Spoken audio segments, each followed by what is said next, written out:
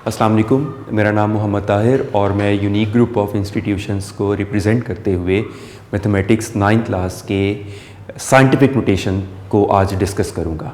इसमें student learning outcomes भी यही हैं कि हमें साइंटिफिक नोटेशन की ज़रूरत क्यों पड़ती है और साइंटिफिक नोटेशन है क्या। तो साइंटिफिक नोटेशन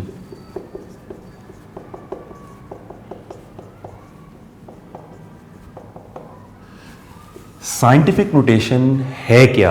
जूनियर क्लासेस में आपने ऐसे नंबर लिखे हुए देखे होंगे अपनी साइंस की बुक में, मैथमेटिक्स में भी इसकी डिस्कशन है जिसमें 10 की पावर्स के साथ नंबर को लिखा गया होता है। ऐसा करने की हमें ज़रूरत क्यों पेश आती है। चलिए पहले हम इसकी नीड को जनरेट करते हैं। You know mass of earth कितना है।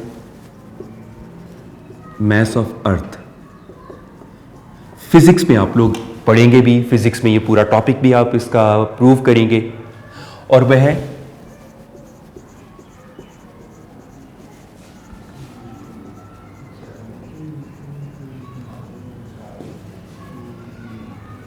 इतना है। एंड दिस इज ट्रू, ये कैलकुलेटेड है। ये एक बहुत बड़ी फिगर की एग्जांपल है। इस फिगर में आप नोटिस करें एक भी जीरो हमसे कम या ज्यादा हो जाए तो 10 टाइम्स का फर्क पड़ जाता है। तो इतनी बड़ी फिगर को यूं लिखने में मिस हैंडलिंग का बड़ा खतरा है। इसी तरह मास ऑफ इलेक्ट्रॉन,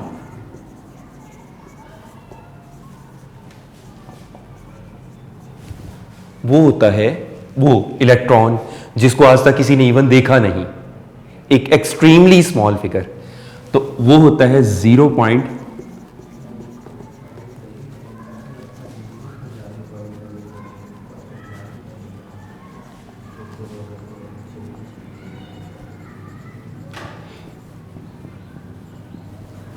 इतना। और ये भी एक ट्रू वैल्यू है, ये भी कैलकुलेटेड है। केमिस्ट्री में आप इसके बारे में डिटेल से पढ़ेंगे। अब ये एक एक्सट्रीमली स्मॉल फिगर की एग्जांपल है। तो आप नोटिस करें बहुत बड़ी फिगर्स या बहुत छोटी फिगर्स में नंबर ऑफ जीरोस इतने ज़्यादा होते हैं कि एक भी ज़ीरो कम या ज़्यादा हो जाए तो उसकी मिस हैंडल होने का खतरा होता है। तो यही वजह है कि आप जब भी इसको देखेंगे ये 6 × 10⁻⁴ किलोग्राम के तौर पर देखेंगे।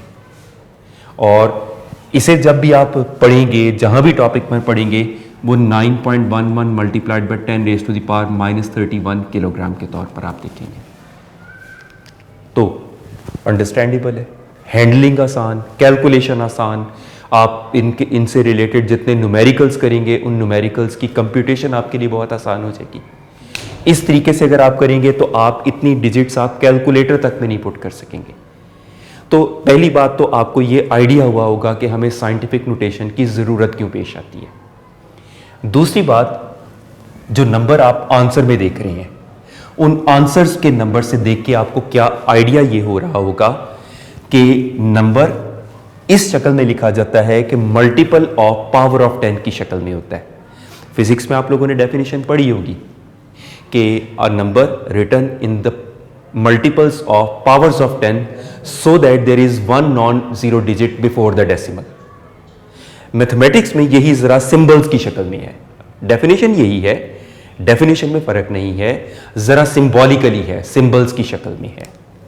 तो numbers written in the form of a × 10⁻n are called, अब इसके लिए क्या कंडीशन है, where a should be less than 10 greater than or equal to 1, ये कंडीशन है।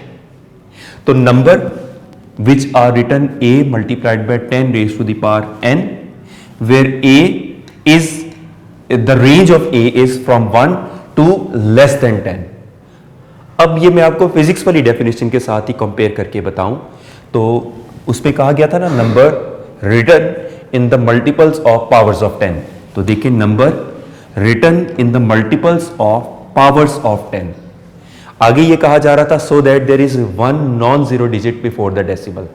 उसको ये स्टेटमेंट रिप्लेस कर रही है।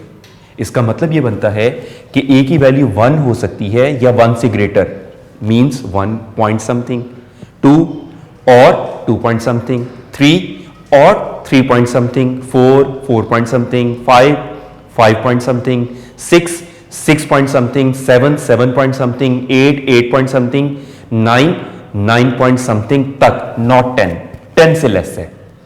तो ये जितनी डिजिट्स मैंने बोली उसमें डेसिमल से पहले एक ही तो नॉन जीरो डिजिट है। तो वो वर्ड्स में ये बात एक्सप्लेन की गई है, मैथमेटिक्स में सिंबॉलिकली उसी बात को एक्सप्लेन किया गया है। तो इस तरीके से लिखे गए नंबर्स को हम साइंटिफिक नोटेशन का नाम देते हैं। तो हमें साइंटिफिक कैलकुलेशन में जहां कहीं ज़रूरत पड़ती है, साइंटिफिक नोटेशंस की कंप्यूटेशन हमें करनी होती है, उसी का मल्टीप्लिकेशन, उसी की डिवीजन, उसी की एडिशन, उसी की सब्ट्रैक्शन, तो साइंटिफिक नोटेशन के साथ ही हम इसको प्रोसीड करते हैं। हम ये जो चैप्टर लॉगरिथम का स्टार्ट किया है, इस चैप्टर के अंदर हमारी मोस्टली कैलकुलेशन या तो बहुत बड़ी बड़ी फिगर्स आती हैं या बहुत छोटी छोटी फिगर्स आती हैं। तो यही वजह है कि हमें इसको साइंटिफिक नोटेशन को पहले कॉन्सेप्चुअली अंडरस्टैंड करने की ज़रूरत थी। इससे रिलेटेड अगर आपका कोई भी क्वेश्चन हो या क्यूरी हो, आप यूनिक नोट्स कंसल्ट कर सकते हैं या कमेंट बॉक्स में अपने क्वेश्चंस कर सकते हैं। Thank you so much.